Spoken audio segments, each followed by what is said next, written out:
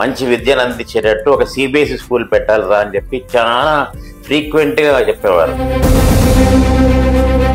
నాకు ఇంకా ఇద్దరు బ్రదర్స్ ఉన్నారు. వాళ్ళని ఎందుకు ట్రై చేయలేదంటే వాళ్ళు ఆల్రెడీ సెటిల్ అయిపోయారు.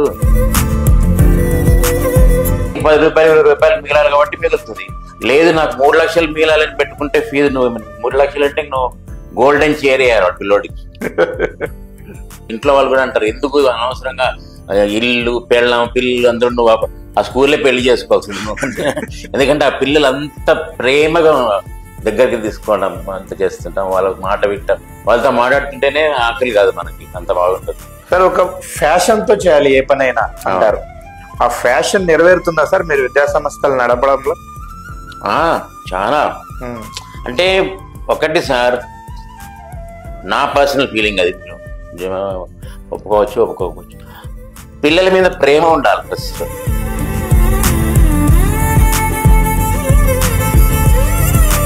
ఈ రోజు చూస్తే ఏదో ఒక క్లాస్లో డిఫరెంట్ యాక్టివిటీ చేస్తుంటారు చదువుతో పాటు. పిల్లలు తమ ఆశయాలు నెరవేర్చుకోవడం కోసం తల్లిదండ్రులు అన్ని వేళలా అండగా ఉంటారు. కానీ తల్లిదండ్రుల ఆశయాన్ని నెరవేర్చడం కోసం ఒకానొక దశలో పిల్లలు కూడా తపన పడతారని నిరూపించారు వివేకానంద రెడ్డి గారు. పుష్పగిరి విద్యా సంస్థల అధినేతగా ఇప్పుడు ఇంటర్నేషనల్ ఢిల్లీ పబ్లిక్ స్కూల్ యాజమాన్యంగా ఆయన అనేక మంది విద్యార్థులకు ఉత్తమమైనటువంటి విద్యను అందిస్తూ అనేక సేవా కార్యక్రమాల్లో నిమగ్నమై ఉన్నారు. ప్రస్తుతం వివేకానంద రెడ్డి గారు మనతో ఉన్నారు. ఆయన అడిగి మరిన్ని వివరాలు తెలుసుకునే ప్రయత్నం చేద్దాం. సార్ నమస్కారం. నమస్కారం సార్, మీరు ఒక అత్యున్నతమైన విద్యను చదివారు, అంతర్జాతీయ స్థాయిలో లండన్ ఆక్స్ఫర్డ్ లో చదివిన మీరు ఇలాంటి ఒక చిన్న పట్టణంలో ఒక విద్యా సంస్థను స్థాపించాలన్న ఆశయం ఎక్కడి నుంచి వచ్చింది? మీ ప్రయాణం ఎలా సాగింది సార్? నేను అక్కడ లండన్లో మంచి ఉద్యోగంలో స్థిరపడినాను. అప్పుడు సడన్గా మా నాన్నగారు ఫోన్ చేయడం మొదలుపెట్టారు. ఆయన అప్పుడు ప్రభుత్వానికి ముఖ్యమంత్రికి అడ్వైజర్గా ఉండేవారు ఇరిగేషన్ డిపార్ట్మెంట్లో. సార్, ఆయన ఉద్దేశం ఏంటంటే, మనము ఒక గ్రామంలో పుట్టాము కడప జిల్లాలో, కాబట్టి కడపలోనే ఒక పాఠశాల పెట్టాలి, మధ్యతరగతి కింద ఉన్న తల్లిదండ్రులకు కూడా మంచి విద్యను అందించేటట్టు ఒక సిబిఎస్ఈ స్కూల్ పెట్టాలిరా అని చెప్పి చాలా ఫ్రీక్వెంట్గా చెప్పేవారు. నాకు ఇంకా ఇద్దరు బ్రదర్స్ ఉన్నారు. వాళ్ళని ఎందుకు ట్రై చేయలేదంటే వాళ్ళు ఆల్రెడీ సెటిల్ అయిపోయారు యుఎస్లో. నువ్వు లండన్లో ఉన్నా ఎక్కడున్నా నాకు అనవసరం, నువ్వు ఖచ్చితంగా రావాలి, వచ్చి ఇక్కడ పాఠశాల పెట్టాలి అని చెప్పి 86 నుంచి మొదలు పెట్టారు. అది చివరికి 87 అక్టోబర్ 23 నన్ను కడపలో దింపడం జరిగింది. ఆయన నాన్నగారి ఆఫీస్ అది. నాన్నగారు యొక్క ప్రోద్బలము, నాన్నగారి యొక్క ఆలోచనే అది, నాది కానే కాదు. అటువంటి ఆలోచనను తీసుకొని సరే తల్లిదండ్రులకు చెప్పినప్పుడు మనం వినాలా, ఆయన చెప్పినట్టు మనం ఎందుకు పోకూడదు అనే ఉద్దేశంతో అక్కడ అన్ని రిజైన్ చేసి, అక్కడేమో మీరు వెళ్ళొద్దని మా ఆఫీసర్స్ అంత బాగా చేస్తున్నావు నువ్వు అని, అయినా మనం డిజైన్ చేసి ఇక్కడికి రావడం జరిగింది. అందుకే విద్యా సంస్థలు 87లో మనం మొదట పుష్పగిరి విద్యా సంస్థలు పెట్టడం. పుష్పగిరి ఎందుకంటే శక్తిపీఠం కాబట్టి ఇక్కడ పేరు ఎన్నుకోవడం జరిగింది. తర్వాత ఇంటర్నేషనల్ ఢిల్లీ పబ్లిక్ స్కూల్ కూడా మనం ఫ్రాంచైజ్ తీసుకొని పెట్టడం జరిగింది. ఇదంతా ప్యూర్లీ మా అమ్మ నాన్న వాళ్ళ కోరిక. వాళ్ళ కోసమే ఇప్పటికి కూడా నేను చనిపోయేంత వరకు వాళ్ళ కోరికనే నేను చేయాలనుకుని నిర్ణయించుకో, వాళ్ళ ఆశయాన్ని మీ ఆశయంగా నెరవేరుస్తున్నారు అంతే, ఇంక వేరే ఏం లేదు. సార్, 1987 కాలంలో అంటే కడపలో పెద్ద అసలు కనీసం అభివృద్ధి కూడా లేని సమయం అది. అప్పట్లో ఇక్కడ సిబిఎస్ఈ సిలబస్ అంటే రెస్పాన్స్ ఎలా ఉండేది సార్? నేను ఆల్మోస్ట్ ఒక 2000 మంది పేరెంట్స్ తోటి సర్వే చేశాను. నేను స్కూల్ పెట్టచ్చా సిబిఎస్ఈ స్కూల్ అని. అంటే అప్పుడు జట్కాలు ఉండేవి కడపలో, రిక్షాలు జట్కాలు, ఆటోలు కూడా లేవు, రోడ్లు చిన్న రోడ్లు ఉండేవి. ఇంకా విచిత్రం ఏంటంటే, నేను అప్పుడు చాలా కాలం ఫారిన్ కంట్రీలో ఉన్నా కాబట్టి కొంచెం బాగా ఫ్లూయెంట్గా తెలుగు మాట్లాడడం కూడా కొంచెం కష్టంగా ఉండేది. అంటే గొప్ప విషయం అని కాదు, మర్చిపోవడం అట్లా. అయినా ఎంక్వైరీ చేస్తే పెట్టామని చెప్పారు. మంచి పాజిటివ్ రిప్లై వచ్చింది. అప్పుడు బాడీకి ఇల్లు తీసుకొని పెట్టాము. తర్వాత చిన్న చౌక్లో మనం ఇప్పుడున్నటువంటి విద్యా సంస్థలలో గవర్నమెంట్ రూల్స్ ప్రకారము ఒక 2 acres గ్రౌండ్స్, 1 ఎకరాలో భూములు, మన మంచి బిల్డింగులు అట్లాంటివి కావాల్సిన పద్ధతిలో కట్టి మళ్ళీ అక్కడికి మార్చాం సిబిఎస్ఈ స్కూల్. కాబట్టి అప్పుడు కాలంలో భయపడ్డా నేనైతే, అసలు ఏంటి లండన్ ఏంటి కడప ఏంటి అని. నేను ఇక్కడ లాడ్జ్ ఉండేది ఒకటి, గోకుల్ లాడ్జ్ అని, అక్కడ ఒక సింగిల్ రూమ్ తీసుకొని అదే ప్రయాణం మొదలు పెట్టాం. ఇంకా అట్లా ప్రయాణం ఇప్పుడు ముసలోళ్ళు అయిపోయినా కూడా అదే పని చేస్తున్నాం. సరే, మీరు ఇప్పుడు ఉన్నటువంటి విద్యా సంస్థలను విజయవంతంగా నడుపుతున్నారు. అయితే మీరు పెట్టే నాటికి ఈ ఫీల్డ్ లో మీకు ఎలాంటి అనుభవం లేదు, ఎక్కడ టీచింగ్ కూడా చేసింది లేదు. సరే, అంతకు ముందు 87కు ముందు మీ మీ విద్య విద్య ఎలా కొనసాగింది? మీ విద్యాభ్యాసం తర్వాత ఎలాంటి ప్రొఫెషన్ లో మీరు ఎక్కువ కాలం ఏ జాబ్స్ లో ఏ స్టేట్స్ లో పనిచేశారు చెప్పగలుగుతారు? డెస్టినేషన్ వేరు, డ్రీమ్స్ వేరు. డ్రీమ్స్ లో నేను డాక్టర్ని కావాలని మా మా అబ్బా అంటాం మేము మా లాంగ్వేజ్ లో. అబ్బగారు లేదు వివేక్ అంటే డాక్టర్ అని చెప్పి పెద్ద హాస్పిటల్ పెట్టాలని. బట్ నేను సీట్ తెచ్చుకోలేకపోయాను. దెన్ ఫాదర్ ఉండే నీ మొక్కం నీకు సీట్ ఎట్లా రాదు కాబట్టి నువ్వు బీకామ్లో చేరరా అన్నారు. బీకామ్లో చేరిన తర్వాత ఏం చేయాలి అంటే చార్టర్డ్ అకౌంటెన్సీ చేయొచ్చు, కంపెనీ సెక్రటరీ చేయొచ్చు అన్నారు. బీకామ్ అయిపోయింది, ఎల్ఎల్బి అయిపోయింది, కానీ కంపెనీ సెక్రటరీ చేయలేకపోయాను చివరి. అల్టిమేట్లీ హైకోర్టులో అడ్వకేట్గా మిగిలాను. హైదరాబాద్లో ప్రాక్టీస్ చేశాను. సీనియర్ మోస్ట్ లాయర్ దగ్గర కూడా ఉన్నాను. మంచి పేరు వచ్చింది. అప్పుడు నాకు అనిపించింది నేను ఎందుకు ఎంబీఏ చేయకూడదు ఫారిన్ కంట్రీస్లో, why can't I become more qualified. So high court ప్రయాణం ఆగిపోయి ఇమీడియట్గా బహ్రీన్కి వెళ్ళాను. అక్కడ పనిచేశాను 2 years. అక్కడ రాజులు కూడా Vivek and Vicky is great, బాగా పనిచేస్తాడు పేరు వచ్చిన టైంలో నాకు ఎంబీఏ సీట్ వచ్చింది. అక్కడ నుంచి మళ్ళీ వెళ్ళిపోయాను. సో ప్రయాణము నేను అనుకున్నట్టు ఎక్కడ జరగలేదు, అంతకదే జరుగుతా ఉంది. దాని ప్రకారం నేను పోతున్నాను. అంతా యాదృచ్ఛికంగా జరిగింది. మనం అనుకునేది ఇదే అయ్యింది అని ఎక్కడ లేదు.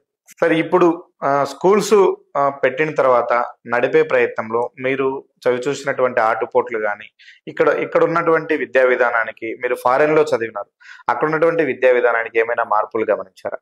నేను చాలా మార్పులు ఉన్నాయి. ఇక్కడ మనది routine British type of education అనమాట. అంటే ఏదో ఒక క్లర్క్ జాబ్కో ఒక బ్యాంక్ జాబ్కనో ఆ విధంగా నిర్దిష్టమైనటువంటి ప్రణాళిక ఉండే చదువు మన దగ్గర. ఇక్కడ it is not practically oriented కాదు ఇప్పటికీ కూడా. సో మనం మార్చాలని చెప్పి ఎన్నో ఏళ్ల నుంచి ఎన్నో కమిషన్లు వేశారు కూడా. ఇప్పుడు ఎన్ఈపి అని చెప్పి నేషనల్ ఎడ్యుకేషన్ పాలసీ అని కూడా కొత్తగా వచ్చింది 2020. దాంట్లో కూడా మార్పులు చేస్తున్నారు. ఏంటి, విద్యా విధానం వల్ల మార్పులు, చివరికి ఫలితం విద్యార్థికి అందాలి. చాలా మంది నిరుద్యోగ రీత్యా ఎందుకున్నారంటే వాళ్ళ చదువు అట్లా ఉంది. పర్టికులర్ జాబ్కే బీఈడి చేస్తే టీచరే, లేకపోతే ఇంట్లో కూర్చోవాలి, వేరే ఏం చేయలేరు. సో నేను అక్కడ చూసింది అట్లా కాదు. అక్కడ చాలా ఫ్రీ ఎడ్యుకేషన్. అంటే ఎల్కేజీ యూకేజీ ఫస్ట్ క్లాస్లో కూడా పిల్లలకి ప్రాజెక్ట్ వర్క్స్, పిల్లలు ఇన్నోవేటివ్గా ఇన్వాల్వ్ అయ్యేటువంటి చదువు, పిల్లలే సెమినార్స్ కండక్ట్ చేసే చదువు, పిల్లలే ఒక సబ్జెక్ట్ ఇచ్చి గ్రూప్ డిస్కషన్ చేయండి, ప్రాక్టికల్గా అన్ని రంగాలలో వాళ్ళు నిష్ణాతులయ్యే విధంగా అక్కడ ఎడ్యుకేషన్ ఉంటుంది. అన్ని రకాల నైపుణ్యాలను ప్రదర్శించడానికి అవకాశం ఉంటుంది అక్కడ.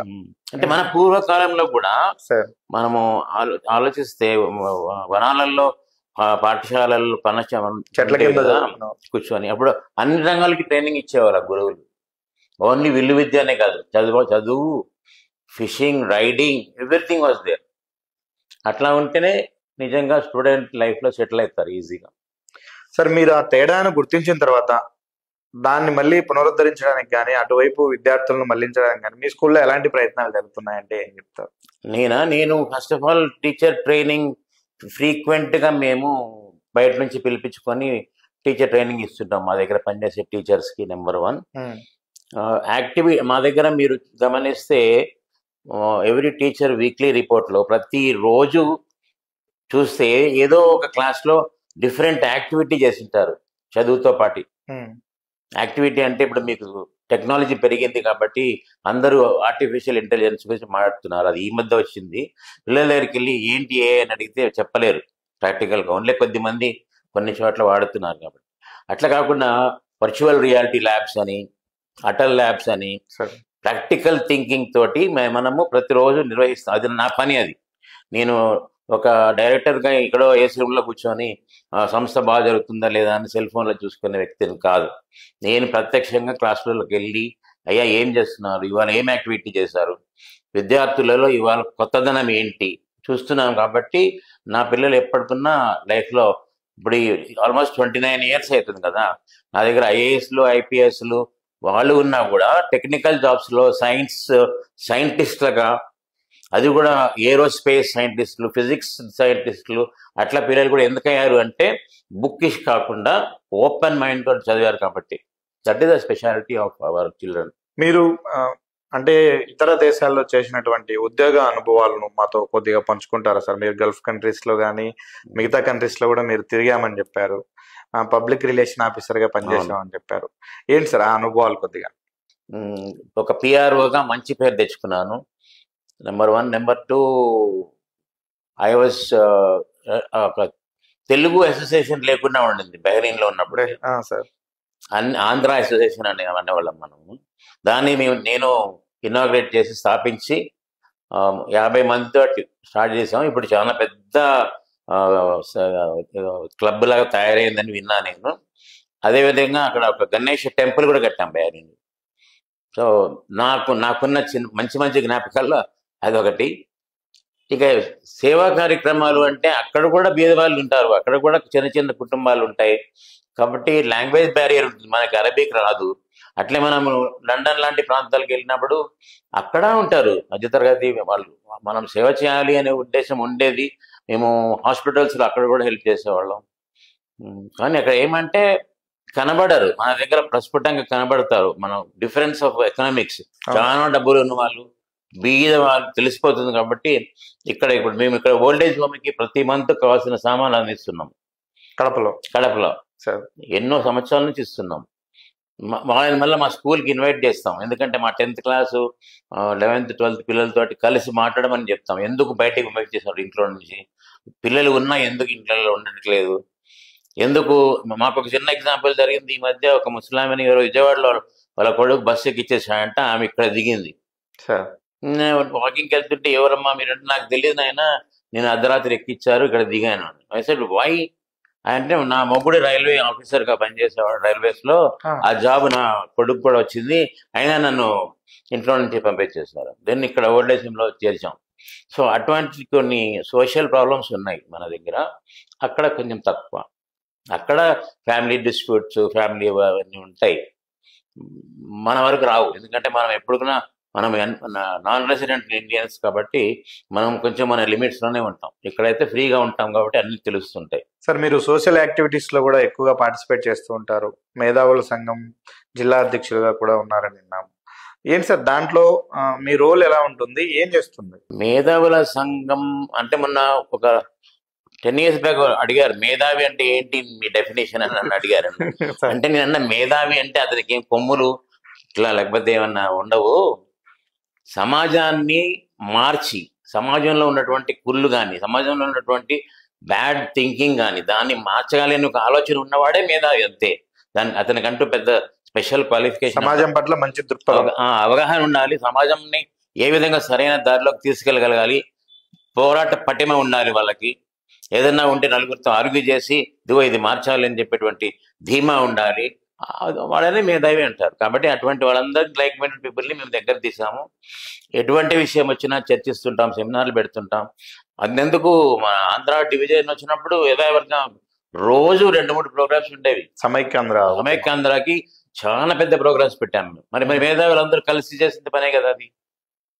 మిగతా వాళ్ళందరూ ఎవరిదేమన్నా వాళ్ళ ఇళ్ళల్లో బిజీగా ఉన్నామని వాళ్ళకి ఎందుకు పట్టలేదు మరి వాళ్ళే. కాబట్టి అటువంటి వర్క్ చేశాము, ఓల్డేజ్ హోమ్స్ చేశాము, ఆర్ఫనైజెస్కి చేశాము. తర్వాత ఎస్పెషల్లీ స్పోర్ట్స్లో కన్నడ మల్లేశ్వరి లాంటి లేడీస్ని కడపకి పిలిపించి ఇక్కడున్న అప్పటికి స్పోర్ట్స్ స్టేడియం ఇవన్నీ ఏం లేవు. నేను చెప్పేది 87 నుంచి నేను చెప్తున్నాను. మంచి మంచి స్పోర్ట్స్ కాంపిటీషన్స్ డిస్ట్రిక్ట్ లెవెల్లో జిల్లా కలెక్టర్ గారిని అడిగి ఫ్రీ బస్సులు పెట్టించి జిల్లా స్థాయిలో పోటీలు కూడా నిర్వహించాం మేము ఇక్కడ. సో కళారంగం అనుకుంటారు అనుకుంటా. నేనే స్వతహాగా ఎన్నో 2-3 ఫిలిమ్స్లో యాక్ట్ చేశాను. బట్ ఎనీవే కడపలో మేము ఇక్కడ కళారంగానికి ఎవ్రీ ప్రోగ్రామ్కి నేను డొనేషన్ ఇచ్చేవాళ్ళం. ఎందుకంటే కడపనే ఒక కళారంగానికి పుట్టిన పేరు కాబట్టి. కళలన్నీ కడప నుంచే వచ్చాయి. కడపలో ఉన్నటువంటి కళాకారులు ఎక్కడ కనబడరు కూడా మీకు. ఎక్కడ కొంచెం తెలంగాణ సైడ్ కనబడతారు, బట్ కడప జిల్లాలో చాలా ఫేమస్ కళాకారులు ఉన్నారు. వాళ్ళకి ప్రోత్సాహం లేదు, డబ్బులు లేవు, తినడానికి తిండి లేదు. ప్రభుత్వం మీద పెన్షన్ ఇస్తామంటారు, అదొక ఐడెంటిటీ కార్డు ఇస్తారు, కొంచెం ఇస్తున్నారు, బట్ అది ఏ మూలకి సరిపోదు. కాబట్టి డబ్బులు ఉన్న వాళ్ళు కొంచెం దాన గుణం ఉండాలంట నేను. అటువంటిప్పుడు కళాకారులు కూడా తృప్తిగా ఉంటారు. అంటే సార్ మీకు నటనలో అనుభవము ఆసక్తి ఉన్నాయా సార్? నేను 2-3 ఫిలిమ్స్ యాక్ట్ చేస్తాను, బట్ మళ్ళీ మా ఇంట్లో వాళ్ళు ఏమన్నా బుద్ధి ఉందా మీకంటే గమనైపోయి మీ అభిరుచిని ఆ విధంగా తీర్చుకున్నారు కొంతవరకు. అన్నిట్లలో నేను ఎమ్మెల్యేగా కూడా కాంటెస్ట్ చేశాను ఇక్కడ కడపలో. సార్ ఉమేష్ చంద్ర గారు అప్పుడు గౌరవనీయులు, పరిడా గారు వీళ్ళంతా ఉండేవారు.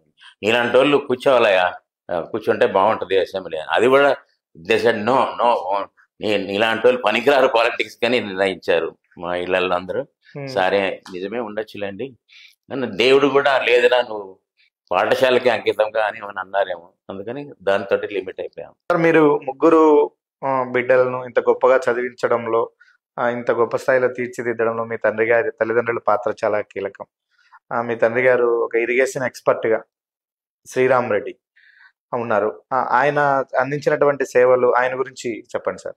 ఏం చెప్తారు, ఆయన is a the best engineer of India అని చెప్పాలి. ఎందుకంటే సెంట్రల్ వాటర్ పవర్ కమిషన్ లో డైరెక్టర్ గా పనిచేశారు ఢిల్లీలో. అప్పటి నుంచి ఆయన ఒక చూపంతా రాయలసీమ మీద ఉండేది. ఎందుకంటే ఇక్కడ ఉన్నంత కరువు, ఇక్కడ నీటి సదుపాయం లేదు, సేద్యాలకు నీళ్లు లేవు, డ్యాములు లేవు. ఇప్పుడు నాగార్జున సాగర్, శ్రీశైలము, గాలేరు నగరి, హంద్రీ రీవా, తర్వాత తెలుగంగ, గండికోట, ఇన్ని ప్రాజెక్ట్స్ కి పునాది నుంచి, అంటే అడవుల్లో పోయి నీళ్లు ఏ విధంగా ప్రవహించాలని సర్వే చేసి ఫైల్స్ చీఫ్ మినిస్టర్కి అడ్వైజర్గా ఉండేవారు. ఇప్పటి నుంచి జనార్దన్ రెడ్డి టైం నుంచి, తర్వాత విజయభాస్కర్ గారు, తర్వాత ఎన్టీ రామారావు గారు, తర్వాత రాజశేఖర రెడ్డి గారు, తర్వాత చంద్రబాబు నాయుడు గారు, వీళ్ళందరి టైంలో అడ్వైజర్గా ఉన్నారు. ఆయనకు ఒకటే ఏంటంటే రాయలసీమ అభివృద్ధి జరగకపోతే కరువుతోటి జనాలు చనిపోతారు రైతులు అని చెప్పేసి ఒక పెద్ద కోరిక. అందుకనే ప్రాజెక్ట్స్ అన్ని మీరు హంద్రీనీవా, గాలేరు నగరి వాళ్ళంతా మీరు చూస్తున్నారు కదా, చిత్తూరు వరకు నీళ్లు పోతున్నాయి కదా ఇప్పుడు.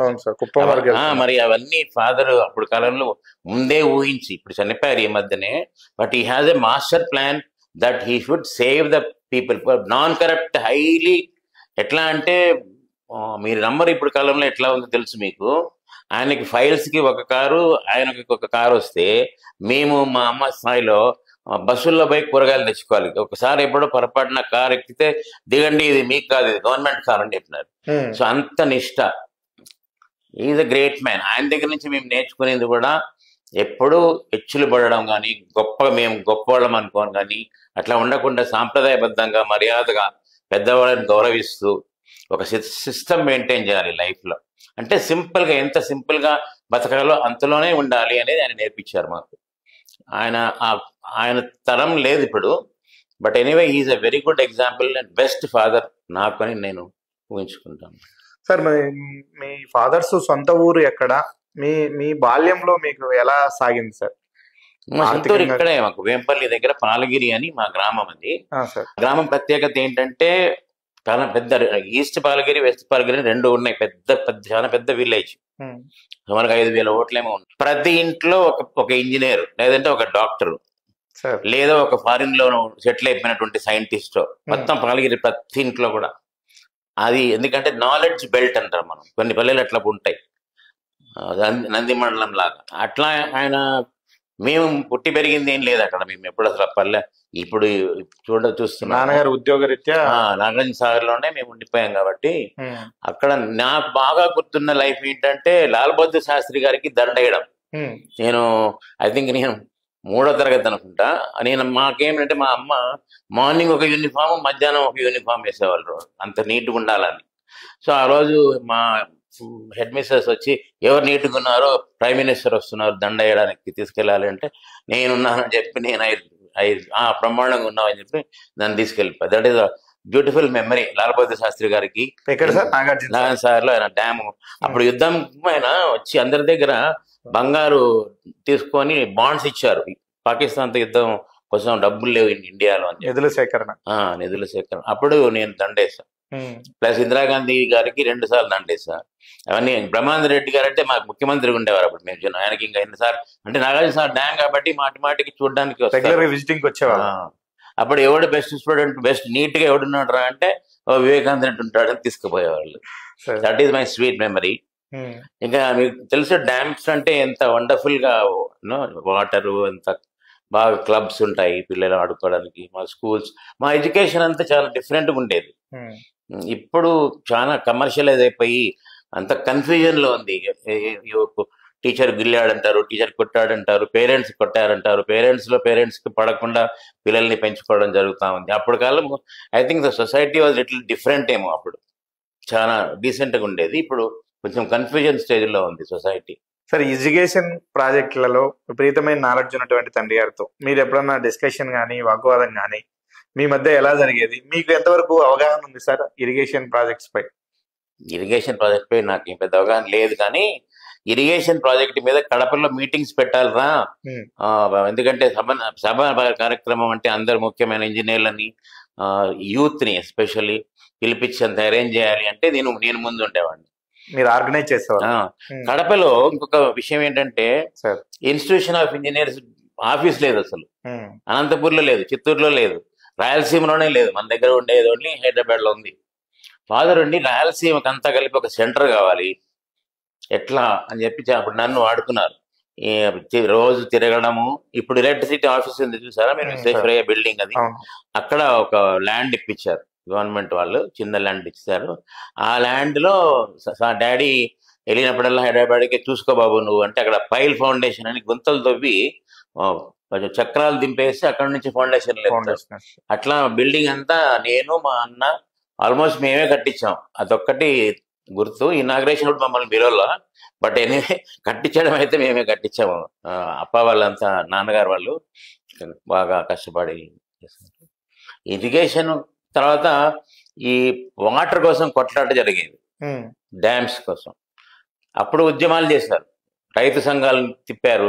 శ్రీశైలంకి ఒకసారి ఇక్కడ నుంచి నడుచుకుంటే వెళ్ళారు నాన్నగారు వాళ్ళంతా, రైతులందరూ, మైసూరారెడ్డి గారు వీళ్ళంతా కలిసి పాదయాత్రను అది ఉద్యమంలాగా వెళ్ళారు. శ్రీశైలం జలాశయం నీళ్ళు ఇక్కడికి రావాలని చెప్పి. అటువంటి అప్పుడంతా మొబిలైజ్ చేయడము, మీటింగ్లకి పోయి జనాలను పిలిపించడము, బ్యానర్లు కట్టి వాళ్ళని అందరినీ రెడీ చేసి వాళ్ళకి కావాల్సిన తిండి అవన్నీ అరేంజ్ చేయడం, అవి నేను చేసేవాడిని. బట్ సబ్జెక్ట్ మీద నాకు పెద్ద నాలెడ్జ్. మొత్తాన్ని మీ నాన్నగారి ఆశయంలో, ప్రయాణంలో ప్రతి దశలో ఎదిగొచ్చిన కొడుకుగా మీరు బాగా తోడ్పాటుగా ఉన్నారు. అంటే అదే చనిపోయే ముందు కూడా నన్ను ఇట్లా చూసి చనిపోయారు. బట్ హీ నోస్ దట్ ఆయన చెప్పింది విన్నా నేను అని ఒక సాటిస్ఫాక్షన్. ఆయన చెప్పిందే నేను కూడా ఇప్పుడు బతికేదే ఆయన చెప్పినటువంటి పద్ధతి ప్రకారమే ఉంటున్నాను. ఎడ్యుకేషన్ ఇన్స్టిట్యూషన్స్ పెట్టాలన్న కోరిక ఆయనది. తర్వాత మీకు ఏమైనా సలహాలు సూచనలు ఇచ్చేవాళ్ళ సార్? మన స్కూల్ ఇలా ఉండాలి, మన స్కూల్లో విద్యా విధానం ఇలా ఉండాలని ఏం చెప్పేవారు సార్? 24/7 ఆయనకి అదే పని. ఆఫీస్కి వెళ్తారు, వస్తారు, ఏం చేస్తున్నావు నువ్వు అంటే. ఇప్పుడు సెల్ ఫోన్స్ ఇప్పుడు వచ్చి, అంతకుముందు మామూలు ల్యాండ్ ఫోన్స్ ఉండేవి. అత్త కాదు ఇది ఇట్లా, ఈ విషయంలో ఇట్లా ఎల్కేజీలో ఇట్లా చెప్పాలి, 10th. ఆయన కడపకు వచ్చిన వారం రోజులు ఉన్నాను అనుకోండి, ఆయన కూడా 9th క్లాస్ 10th క్లాస్కి వెళ్ళి సోషల్ చెప్పేవాళ్ళు, క్లాసులు చెప్పేవాళ్ళు. నేను కూడా ఇప్పుడు ఆల్మోస్ట్ రోజుకి 5 పీరియడ్లు తీసుకుంటాను నేను. పిల్లలు కూడా ఇప్పుడు పెద్ద పెద్ద పిల్లలు అయిపోయారు. వాళ్ళు చెప్తారు, ఫౌండర్ సార్ చాలా బాగా చెప్పేవారు సార్ పాఠాలు మాకు అని. ఈయన కొన్ని లైవ్ ఎగ్జాంపుల్స్ తీసుకొచ్చి పాఠంలోకి మిక్స్ చేసి చెప్పేవాళ్ళు. అంటే ఆయనకున్న అపార పరిజ్ఞానాన్ని కూడా అందించేవాళ్ళు పిల్లలకి. సో ఆ విధమైన ఆర్గ్యుమెంట్స్ ఎప్పుడు ఉండేవి. కొన్ని నేను డిసగ్రీ చేసేవాడిని. అంటే ఆయన మరీ ఆయన చదువుకున్న పాత రోజుల్లో ఎట్లా ఉండేదో ఆ విధంగా ఉండాలా అంతే, అది ఒక ఖచ్చితమైన గీత అని. నేను అట్లా గీత గీయను అని చెప్పేవాడిని నేను. నీ ముఖం గెట్ ఫ్రమ్ హియర్ అని తిట్టేవాళ్ళు అప్పుడప్పుడు. మళ్ళా పొద్దున్న లేస్తే మళ్ళీ మామూలే. కానీ నేర్చుకున్నంత ఉంది ఆయన దగ్గర. ఆయన మార్నింగ్ 4 కల్లా లేస్తే 6 వరకు యోగాసనాలు. 94లో చనిపోయారు ఆయన, అంత యాక్టివ్గా ఉన్నారు చనిపోయే ముందు రోజు వరకు కూడా. సో ఆయన దగ్గర నేను నేర్చుకున్నప్పుడే ఇప్పుడు నాకు అనిపించింది ఏంటంటే, ఆయన నేర్పినవి ప్లస్ నేను నేర్చుకున్నవి కలిసి ఇక్కడ ఇంప్లిమెంట్ చేస్తున్నాం కాబట్టి పేరెంట్స్ కూడా కొత్తదనంగా ఉంది అని అనుకుంటున్నారు, వాళ్ళు కూడా నచ్చుతుంది. సార్, ఏమన్నా మీ లైఫ్ లో రిగ్రెట్ ఉందా సార్? నేను అటే వెళ్ళి నింటే ఓ పెద్ద కంపెనీ పెట్టేవాడిను, పెద్ద ఇండస్ట్రియలిస్ట్ అయ్యేవాడిను, ఇక్కడికి వచ్చి కొంతవరకే నేను ఎదగగలిగాను అని ఒక రిగ్రెట్ ఏమన్నా ఉందా సార్ మీ లైఫ్? ఉంది, రిగ్రెట్ ఉంది. రిగ్రెట్ ఎందుకుంది అంటే, మీరు అన్నట్టు ఇందాక కోరికలైతే ఉంటాయి, అన్ని కోరికలు నిజం కావు. కానీ కోరికలు నిజం చేసుకోవాలని ప్రయత్నించేవాడే ఒక ధైర్యం ఉన్న వ్యక్తిగా మనం అనుకుంటాం. నేను అక్కడే ఉంటే చాలా, అంటే డబ్బులు పాయింట్ ఆఫ్ వ్యూ అని కాదు, పేరు ప్రతిష్టలు కూడా పెరిగేవేమో. ఇక్కడ ఏంటంటే, ఇక్కడ అనుక్షణం ఏదో ఒక భయంలో మనం కాలం గడుపుతున్నాం అనిపిస్తుంది. అన్ని వాతావరణం సరిగా ఉండదు. ఎవరో రావడము, ఎక్కిరించడము, లేకపోతే ఇది చేయడము, లేకపోతే టెన్షన్ క్రియేట్ చేయడము, అనవసరమైన ఇప్పుడు చూస్తున్నారు కదా మీరు. మనం చేయని తప్పు కూడా ఎవరన్నా ఏదో ఒక టీచర్ ఒక స్టూడెంట్ని గిల్లితే మేనేజ్మెంట్ పట్టుకోండి, మేనేజ్మెంట్ని జైల్లో పెట్టండి. ఇటువంటి విద్యా వ్యవస్థ సమయ సందర్భంగా విద్యార్థులకి అంత మంచి ఆరోగ్యకరమైన వాతావరణం లేదు. విద్యార్థుల్లో కూడా భయం అసలు లేదు. విద్యార్థులకు కావాల్సింది ఏంటో కూడా మనకు తెలియదు. ఒకప్పుడు విద్యార్థులకి మంచి నడవడిక కావాలి, మా పిల్లోడు ప్రయోజకుడు కావాలి అనేవాళ్ళు. ఇప్పుడు ఏందో ఏం కోరుకుంటున్నారో పేరెంట్స్ కూడా తెలియదు. వాళ్ళు సెల్ ఫోన్లలో వాళ్ళు బిజీగా ఉంటారు, సీరియల్స్లో వాళ్ళు బిజీగా ఉంటారు, పిల్లలు ఏమో సెల్ ఫోన్లలో వాళ్ళు బిజీగా ఉంటారు.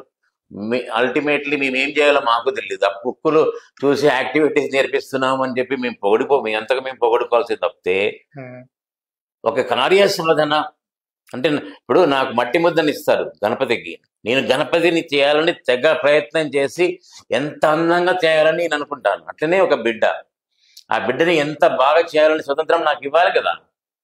నువ్వు ప్రతిక్షణం అడ్డుపడుతున్నప్పుడు నేను ఎట్లా తయారు చేస్తాను బంగారంగా ఆ బిడ్డని? కాబట్టి విద్యా వ్యవస్థలో మాకంటూ ఏమి స్వతంత్రం లేదు.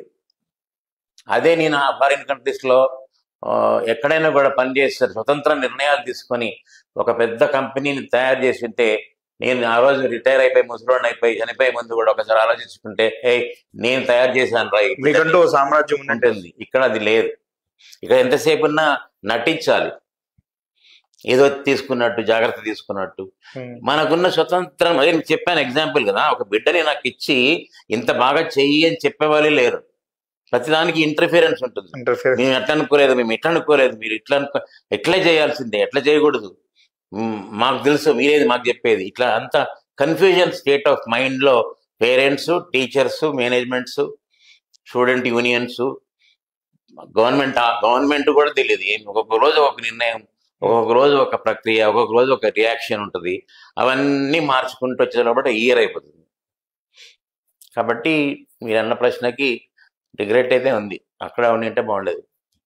సార్ ఎక్కడ లోపం ఉందంటారు సార్? పేరెంట్స్ పిల్లలను సమన్వయం చేసి వాళ్ళ ఆశయాలకు వీళ్ళని అనుగుణంగా తయారు చేయాలి అని మెగా పేరెంట్స్ టీచర్స్ మీటింగ్స్ అంటూ కొన్ని కొత్తగా తెచ్చింది ప్రభుత్వము. వీటన్నిటికంటే కూడా ఇంకా విద్యార్థులకు, తల్లిదండ్రులకు, ఉపాధ్యాయులకు మధ్య గ్యాప్ క్రియేట్ అవుతూనే ఉందా సార్? చాలా పెద్ద గ్యాప్. అసలు ఉపాధ్యాయులు ఏ విధంగా తయారయ్యారంటే, ఎందుకు మనం ఇన్వాల్వ్ కావాలి, ఇన్వాల్వ్ అయ్యి ఎందుకు భయం చెడ్డ తెప్పించుకోవాలి? ఇన్వాల్వ్ అయితే అసలు నేను అనవసరంగా నాకు పనిష్మెంట్ ఏమో, నా ఇంక్రిమెంట్ పోతుందేమో, నన్ను ఉద్యోగం నుంచి తీసేస్తారేమో. ఎందుకంటే నేను అతి ఉత్సాహం చూపించి ఈ పిల్లవాడు నా సొంత బిడ్డని అనుకొని నేను ఒక నిర్ణయం తీసుకుంటా. ఆ నిర్ణయం మీకు తప్పుగా కనబడచ్చు, యాక్షన్ నా మీద పడుతుంది కదా.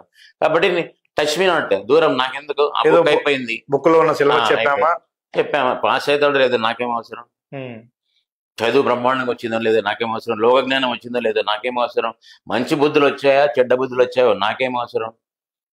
ఆ విధమైన ఎవడికి వాడు దూరం ఉండి మెగా మీటింగ్ పెట్టిన ఏంటి, వస్తారు స్నాక్స్ తింటారు, వాళ్ళు ఇచ్చిన కూల్ డ్రింక్ ఏదో ఉంటే తాగేస్తారు, వాళ్ళు ఏదో మాట్లాడాల్సిన వాళ్ళు మాట్లాడతారు, వీళ్ళు వినాయిస్తారు, టైం అయిపోతుంది, వెళ్ళిపోతారు. ఏం నేర్చుకుంటున్నారండి?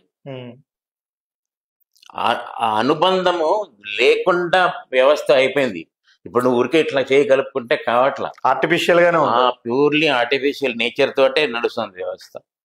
దానితోటి డిజిటలైజేషన్, దాంతో సెల్ ఫోన్స్ ఇప్పుడు ఎంతమంది పిల్లలు సెల్ ఫోన్స్ తెచ్చుకోవట్లేదు అంటారు? ఎంత నిష్టగా చూసుకున్నా మా 100 కెమెరాలు పెడతాం, ప్రతి మూలకు ఒక కెమెరా పెట్టింటాం, అయినా వాడు తెచ్చింటారు. ఏం చేస్తారు మీరు? పాఠం జరుగుతున్నప్పుడే సెల్ ఫోన్ చూస్తే స్టూడెంట్ మీరు ఏం చేస్తారు? ఏం చేస్తున్నారు అంటే ఏం చేయలేదు సార్ అంటారు. ఏం చేయలేదు అంటే నేనేం చేయలేదు, నేను కూడా నేనేం చేయలేని నీకు తెలుసు కదా, నేనేం చేయలేను, అదొక పెద్ద ఇష్యూ. కాబట్టి వీడు అనుకుంటాడు అయ్యే ఈ పాఠం అయిపోయింది, సిలబస్ అయిపోయింది, మేనేజ్మెంట్కి ఏం చెప్తాం, గవర్నమెంట్కి syllabus finished, thank you very much, నా జీతం నాకు ఇచ్చేయండి, ఇంటికి వెళ్తాను. ఇదంతా కూడా అంటే పిల్లలకు చాలా వరకు ఎక్కువ స్వాతంత్రం, అంటే ఎక్కువ ఫ్రీడమ్ వచ్చినట్టు ఉంది. ఆ ఫ్రీడమ్ ను ఆ పిల్లలు కొంతమంది అన్న కాపాడుకోగలుగుతున్నారు సార్? అందరూ మిస్యూజ్ చేస్తున్నారని అనుకోవచ్చా మనం? అందరూ ఎప్పటికీ ఉండదు, అన్నిట్లలో కూడా కొంత భాగమే ఉంటది. పేరెంట్స్ మంచి కల్చర్ అంటే మాకు లేదా అని మళ్ళీ వీళ్ళు కొట్టాడుకు వస్తారు, అది కాదు నేను అడిగేది. వాళ్ళ వాళ్ళ పెద్దరికాన్ని బట్టి, వాళ్ళ పెద్దలు పెంచిన పద్ధతులను బట్టి కొంతమంది తల్లిదండ్రులు నిష్ఠగా పిల్లల్ని తీసుకుంటారు జాగ్రత్త. వాళ్ళ పిల్లలు ఖచ్చితంగా అవకాశాన్ని వాడుకొని అవసరమైనప్పుడే ఆ అడ్వాంటేజ్ తీసుకోవడము. ఉదాహరణకి ఒక సెల్ ఫోన్లో నేను ఒక క్వశ్చన్ పేపర్ పంపించింటాను, అది వాడుకోవాలి, చూసుకుంటారు, మళ్ళీ ఇదిగో అమ్మ రిటర్న్ ఇచ్చేసి అట్లా వాళ్ళు కూడా ఉన్నారు. అందరూ చెడ్డవాళ్ళని ఎప్పుడు అనుకోకూడదు. బట్ మెజారిటీ పీపుల్ యూత్ నాకు తెలిసి ఇండిపెండెంట్గా ఎక్కువ ఇండిపెండెన్స్ అయిపోయింది. మా అబ్బాయి అల్లారు ముద్దుగా పెంచుకుంటున్నామంటారు. ఏం చేస్తారు అల్లారు ముద్దుగా పెంచుకొని? ఇదే అబ్బాయి పెద్దగా అయినాక మిమ్మల్ని ఓల్డేజ్ పంపించినప్పుడు అల్లారు ముద్దుగా వెళ్తారా? అంతేగా మరి. కాబట్టి నిష్ఠ ఉండాలండి పిల్లలకి. గౌరవం గురువు అంటే గౌరవం ఉండాలి, అది లేకుండా కుదరదు. తల్లిదండ్రులు అంటే గౌరవం ఉండాలి, తాత అవ్వ అంటే గౌరవం ఉండాలి. సమాజం పట్ల ఎవరైనా పెద్దవాళ్ళు కనబడితే కనీసం నమస్కారం పెట్టే యోగ్యతన ఉండాలి. అవన్నీ నేర్పించడానికి మరి వ్యవస్థ ఎక్కడుంది? తల్లిదండ్రులా చెప్పరు, స్కూల్లోనా చెప్పనివారు. స్కూల్లో చెప్తే ఎవడు నువ్వు మా అబ్బాయికి చెప్పావంట, నువ్వు అది అంటే ఇదంటే మా మతాలు కూడా స్కూల్లోకి వచ్చేస్తున్నాయి ఈ మధ్యకాలం. అదొక పెద్ద ప్రాబ్లం. ఇంకా స్కూల్ అనే పేరు తీసేయాలి అసలు. అదేందో అదేదో ఒక గుంపులాగా వస్తారు, ఆ గుంపుకి ఏదో చెప్తారు, ఆ గుంపు ఇంటికి పోతుందేమో అనిపిస్తుంది నాకు. ఎందుకంటే పాఠశాల అంత మంచి పదం, అంత మంచి పదం ఎక్కడ జరుగుతుంది? అక్కడ భయంతో టీచర్లు పనిచేస్తున్నారు, భయంతో మేనేజ్మెంట్లు పనిచేస్తున్నాయి, భయంతో అంత సాయంత్రం అయిపోతుంది. సరే, ఇంకొక డౌట్ కూడా వస్తుంది. అప్పట్లో పిల్లలను ప్రయోజకులను చేయాలన్న ఆశయంతో పంపించేవాళ్ళు గురువు దగ్గరికి. కానీ ఈరోజు లక్షలకి లక్షలు, వేలకు వేలు ఫీజులు కడుతున్నాం కాబట్టి ఇది మా ఒపీనియన్ ప్రకారం జరగాలి, ఇది మేము డబ్బు చెల్లించి కొనుక్కుంటున్నది కదా అనే అభిప్రాయం తల్లిదండ్రుల్లో ఉందేమో అనిపిస్తుంది. అవును, ఉంది. ఇప్పుడు ఆయన తెలంగాణలో ఆయన పేరు Mallareddy.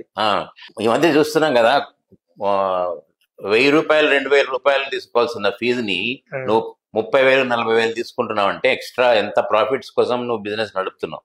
It is not an educational institution, it is a commercial business centre లాగా. అంటే ఒక మాల్, బట్టల మాల్ మాదిరి స్కూల్స్ నడుపుతున్నారు. ఎట్లా ఉండాలి అంటే ఫీజ్ స్ట్రక్చర్ కూడా. ఇప్పుడు మేము ఎయిర్ కండిషన్ రూమ్స్ నడుపుతున్నాం. మా ఎయిర్ కండిషన్ బిల్లు 1,20,000 దాకా వస్తుంది నెలకి. దాన్ని బట్టి మేము క్యాలిక్యులేట్ చేస్తే ఎల్కేజీ ఉదాహరణకి 25,000 తీసుకుంటారు. సో క్యాలిక్యులేట్ చేస్తే కూడా ఎలక్ట్రిసిటీ బిల్లు కానీ, టీచర్స్కి ఇప్పుడు 40,000 నుంచి 50,000 మినిమం. మంచి టీచర్ కావాలంటే ఇప్పుడు మార్కెట్లో జరుగుతున్న రేట్ అది, ఎందుకంటే ధరలు అట్లా ఉన్నాయి కాబట్టి ఆ మాత్రం ఉండాలి. కానీ నువ్వు ఎల్కేజీకి ఎక్కడో విన్నాను అంటే పెద్ద పెద్ద స్కూల్స్లలో 10 లక్షలు 15 లక్షలు కూడా ఉన్నాయి. ఇండస్ అని ఇట్లా వాటిల్లో, ఆ ఓక్రిడ్జిలో అక్కడంతా ఉన్నాయి. మామూలు ఇక్కడ కూడా మన కడపలో కూడా కొంతమంది 3 లక్షలు తీసుకుంటున్నారు. 3 లక్షలు ఎల్కేజీకి నువ్వు ఏం అంటే ఏం చెప్తావు? 3 లక్షలు విలువ చేసే నీ బుక్కులు అంతా తిప్పి కొడితే కూడా 2,000 1000 రూపాయలు కావు. ఆ 1000 రూపాయల్లో ఉన్నటువంటి సారాంశమే కదా మీ బిడ్డకు చెప్తారు. ఫీజు నియంత్రణ అనేది లేదు.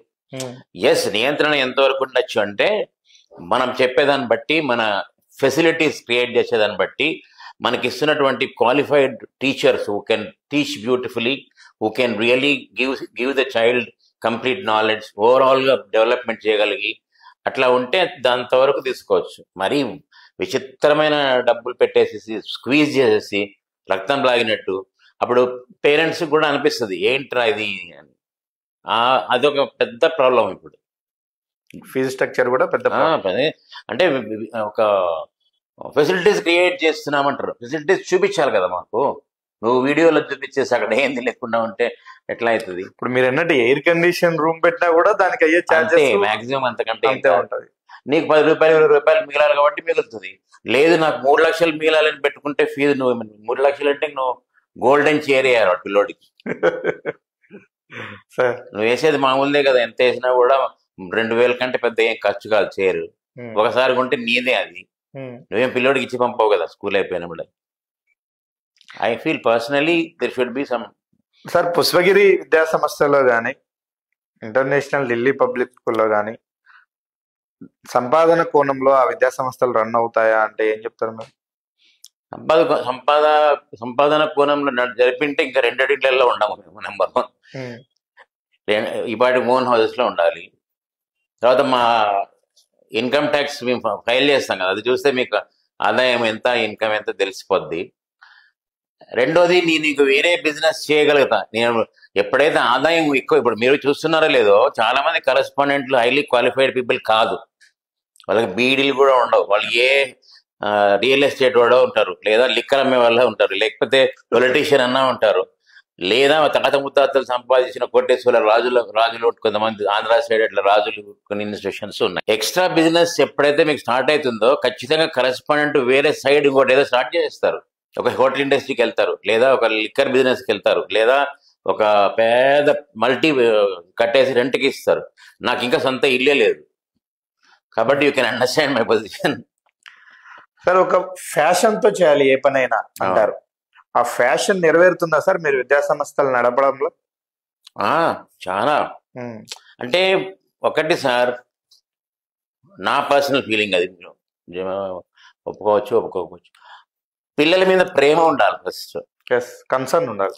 పిల్లల్ని చూసినప్పుడే ఆ పిల్లలు కూడా ఇతను నన్ను నిజంగా ప్రేమిస్తున్నాడు, ఒక గురువుగా నేనంటే చాలా ఇష్టం, నన్ను దగ్గర తీసుకోగలుగుతాడు, నాకేమైనా సమస్య ఉంటే ఇతనికి ఓపెన్గా నేను చెప్పుకోగలను అనేటువంటి బంధం ఏర్పడింది అనుకోండి, దాన్ని ప్యాషన్ కంటే ఇంకా ఏమంటామంటే ఒక లవ్ అంటాం, ప్యూర్ అటాచ్మెంట్ అనమాట. అంటే ఇప్పుడు మా పిల్లలు వచ్చి నేను ఇమీడియట్గా దగ్గర తీసుకుంటాను. నోట్లో వస్తున్నాడు వచ్చి, సార్ గుడ్ మార్నింగ్ సార్, అన్నం తిన్నారా, did you have your lunch? 1:30కి రోజు అడిగే క్వశ్చన్లే. నేను తినను రా, నేను I will eat at 3 o'clock. అయ్యో హెల్త్ పాడైపోతుంది, you should eat immediately. All this comes out of pure attachment. So ఆ ప్యాషన్ ఉన్న టీచర్ ఎక్కడికైనా సక్సెస్ఫుల్ ఉంటారు. కొంతమంది టీచర్స్ అట్లా చాలా సక్సెస్ఫుల్ టీచర్స్ ఉంటారు. ఆ ప్యాషన్ నాలో ఉంది. I love children. చాలా చాలా చాలా అంటే మా ఇంట్లో వాళ్ళు కూడా అంటారు, ఎందుకు అనవసరంగా ఇల్లు పిల్లలు అందరూ నువ్వు ఆ స్కూల్లో పెళ్లి చేసుకోవాల్సింది నువ్వు. ఎందుకంటే ఆ పిల్లలు అంత ప్రేమగా దగ్గరికి తీసుకోవడం అంత చేస్తుంటాం, వాళ్ళ మాట వింటాం, వాళ్ళతో మాట్లాడుతుంటేనే ఆకలి కాదు మనకి, అంత బాగుంటుంది. ఎంజాయ్ చేస్తున్నాం. పేరెంట్స్ ఒత్తిడి తగ్గించాలా. పేరెంట్స్ ఈ గ్రూప్ తీసుకో, ఇదే స్కూల్లో చేరు, బికాజ్ నా ఫ్రెండ్ చేరాడు కాబట్టి నేను ఇక్కడ చేరుతున్నాను, ఈ గ్రూపే తీసుకుంటాను, ఆ కల్చర్ వెళ్ళిపోయేటట్టు ఏమైనా నిబంధనలు పెడితే మంచిది. పేరెంట్స్ కూడా నేర్చుకోవాలి పిల్లల ఇష్టాలు ఏంటి, ఏ గ్రూప్లో సక్సెస్ అవుతారు వాళ్ళు. కొంతమంది కామర్స్లో సక్సెస్ కావచ్చు, వాళ్ళని తీసుకెళ్ళి ఎంపీఎస్లో పడేస్తారు, వాడు ఫెయిల్యూర్ అయిపోతాడు అక్కడ, ఇంకా ఇంతేనా లైఫ్ అనుకుంటాడు. బట్ నేను అంటున్నాను కదా, నేను డాక్టర్ అనుకున్నాము, యాక్టర్ అనుకున్నాం, పొలిటీషియన్ అనుకున్నా, ఏది కాదు, చివరికి టీచర్ అయ్యాము. సో ఇప్పుడు టీచర్గా నేను సక్సెస్ అయ్యాను కదా. సో నేను చెప్పేది, పిల్లలకి మంచి గైడెన్స్ ఇచ్చి వాళ్ళల్లో కన్నా పేరెంట్స్ ఎంకరేజ్ చేస్తే I think every child will be successful. అప్పుడు ఇండియాలో కూడా ఏదో నాకు ఎంప్లాయ్మెంట్ ప్రాబ్లం లేదే అని అట్లా కాకుండా సెల్ఫ్ రిలయంట్ అనమాట, అంటే నేనుగా బతకగలను, చేయగలను అనేటువంటి ఒక ధైర్యం పిల్లల్లో పెరుగుతుందని నా feeling. Thank you very much.